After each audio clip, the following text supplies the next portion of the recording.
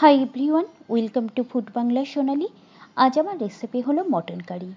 Mutton curry কিন্তু খেতে সাদা ভাত, বাসন্তী পোলাও, ফ্রাইড রাইস, রুটি, নান যে কোনো ডিশের সাথে খুব ভালো যায়।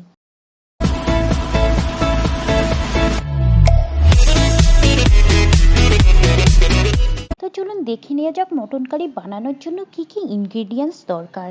এখানে আমি মটন কারি বানানোর জন্য নিয়েছি 250 গ্রাম মটন, 2 টেবিল চামচ টক দই, 1 টেবিল চামচ হলুদ, স্বাদ মতো নুন, 1/2 টেবিল চামচ চিনি, 1/2 টেবিল চামচ মিট মশলা, 1/2 টেবিল চামচ গরম মশলা, 1 টেবিল চামচ আদা রসুন পেস্ট, একটা মিডিয়াম সাইজ টমেটো বাটা, 2 টেবিল চামচ ঘি, 1 টেবিল চামচ তেল, ধনেপাতা কুচি, একটা মিডিয়াম সাইজ পেঁয়াজ কুচি, দারচিনি, লবঙ্গ, এলাচ, শুকনো লঙ্কা আর তেজপাতা। চলুন শুরু করা যাক আজকের রেসিপি। মটনটাকে ম্যারিনেশন করার জন্য আমি 1 টেবিল চামচ আদা বাটা, স্বাদ মতো নুন, 1/2 টেবিল চামচ হলুদ গুঁড়ো, 1/2 টেবিল চামচ লঙ্কা গুঁড়ো ও 2 টেবিল চামচ ফেটানো টক দই আমি দিয়ে দিচ্ছি।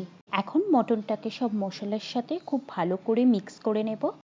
মটনটা ভালো করে মিক্স করা হয়ে গেছে। এখন কভার দিয়ে 3 থেকে 4 ঘন্টা ম্যারিনেশনের জন্য রেখে দেব। 3 থেকে 4 ঘন্টা পরে আমি একটা প্রেসার কুকারের মধ্যে 1 টেবিল চামচ সর্ষের তেল নিয়ে নিচ্ছি আর 1 টেবিল চামচ ঘি। তেল ও ঘিটাকে খুব ভালো করে গরম হতে দেব। তেলটা যখন গরম হয়ে যাবে তখন এর মধ্যে আমি দারচিনি, এলাচ, লবঙ্গ, তেজপাতা দিয়ে দিচ্ছি। এগুলোকে একটু ভালো করে নাড়াচাড়া করে নেব।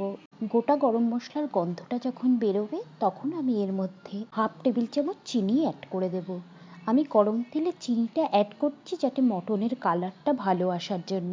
খুন্তি দিয়ে একটু নাড়াচাড়া করে এখন এর মধ্যে পেঁয়াজ কুচিগুলো অ্যাড করে দিচ্ছি। এখন এগুলোকে নাড়াচাড়া করে পেঁয়াজগুলোকে লাল লাল করে ভেজে নেব।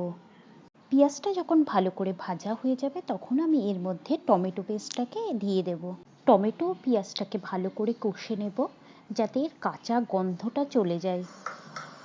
মশলাটা যখন খুব ভালো করে কষা হয়ে যাবে, মশলা থেকে তেল ছেড়ে দেবে, তখন আমি এর মধ্যে ম্যারিনেট করা মটনটাকে অ্যাড করব।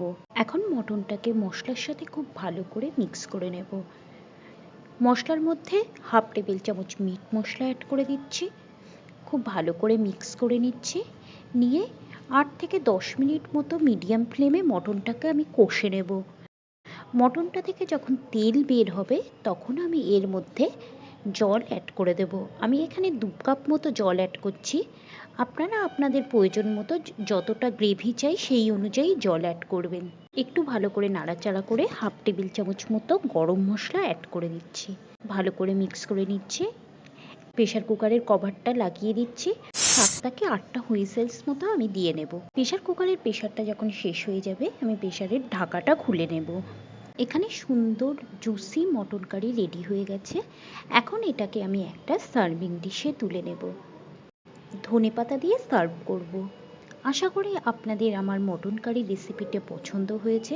আর নতুন নতুন টেস্টি রেসিপির আপডেট পেতে হলে আমার চ্যানেলটিকে সাবস্ক্রাইব করুন আর বেল আইকনটিকে ক্লিক করুন।